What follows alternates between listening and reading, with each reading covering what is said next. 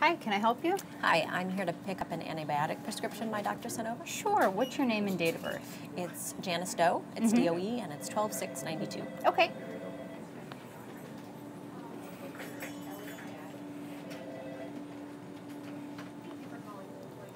So looking at our system, I see that you haven't had any prescriptions filled here before. Yeah.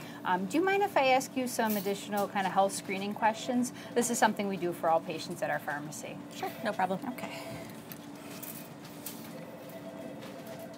Janice, what's your address? It's 731 North Pond Street. Okay. And one more time, what's your date of birth? December 6th, 1992. Okay.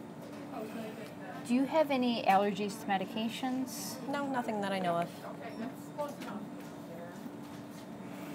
Do you have any chronic medical conditions? Have you ever had surgery? Have you ever been in the hospital? No, pretty healthy.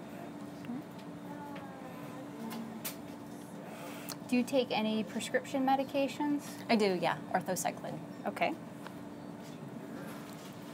How about any over-the-counter medications, herbal supplements, vitamins, anything like that?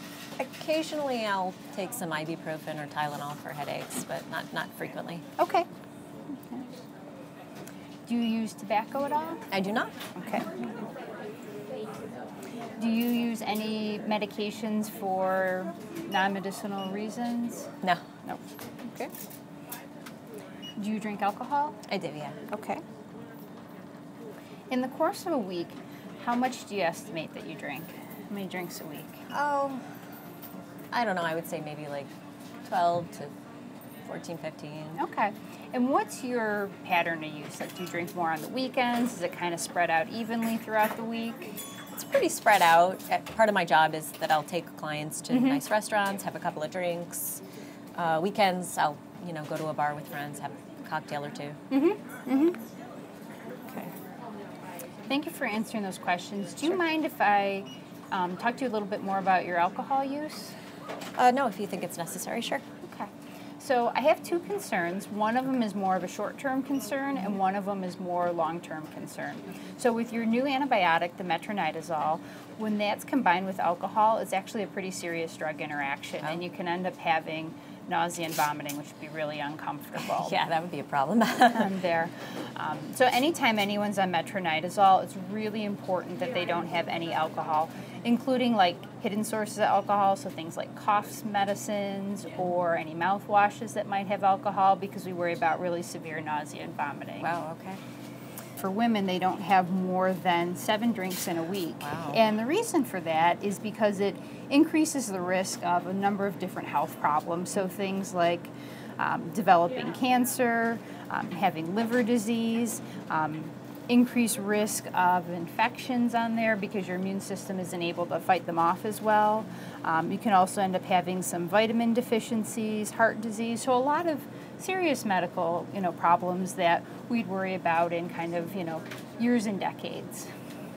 You seem really surprised by that information. Yeah, I mean, I guess I never thought of my drinking as any kind of a problem. I mean, it's not like I go and get drunk all the time. It's part of my job. It's what I do. People expect it of me, and I've never had a problem like missing, appointments or being hungover or anything like that. So it's just kind of strange that it's coming up now. Have you ever noticed that you've needed a drink in the morning to kind of get you going, or ever had any trouble sleeping or feeling kind of anxious and nervous? No, not at all. On there, any issues with any kind of tremors or anything like that? No. Okay.